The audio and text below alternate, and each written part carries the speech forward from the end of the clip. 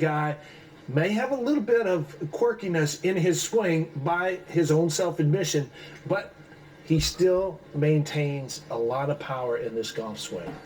Well, he's sneaky long, as you know, Billy. And one of the interesting things about Kenny Perry's swing, I kind of put him a little bit like Freddie Couples, Jay Haas, Inbee Park now, where they take the club back, and when they go back, it goes back a little steep. They don't turn their shoulders real quickly.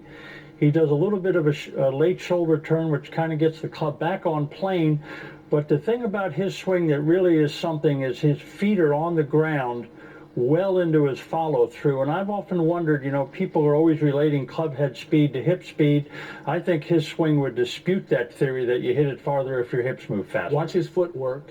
You can see the right foot on the ground firmly until after contact, till the club hits the ball, till the arms pass. It's almost like the foot is just cemented to the ground, and then the extension through the shot, and then everything's facing the target.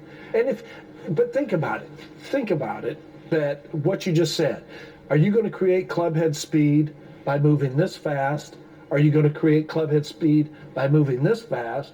You create club head speed by moving the club fast. Exactly. Well, you know, I was always taught, my dad, Claude Harmon, had some interesting theories about golf, and somehow growing up, his sons thought he was crazy half the time, but I think he was well ahead of his time, and he used to say that the lower body kept you on plane. Didn't necessarily create club head speed. I agree. And one of the drills that he would use with his sons was very interesting relative to footwork. When you started your downswing, he always wanted you to feel like your right heel stayed in front of your right toe a little bit longer.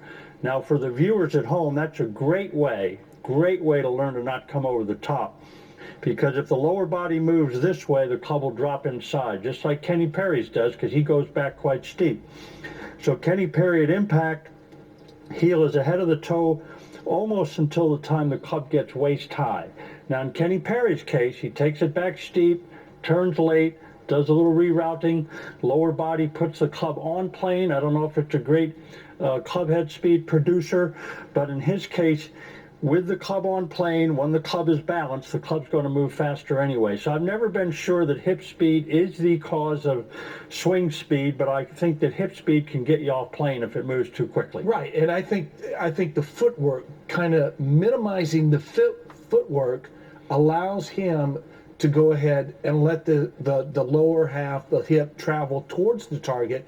You stay on plane like you said, but then he delivers the club at impact, so everything is face on at impact. The chest, the hips, everything is face on, and then it's almost like the arms bring him to the finish. And this guy, I mean, the drives that he was hitting at Fox Chapel last week, they were massive.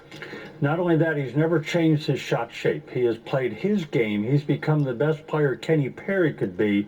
He's never tried to be anybody other than Kenny Perry, and has been pretty productive for a long, long time with. Yeah, 14 wins on the PGA Tour.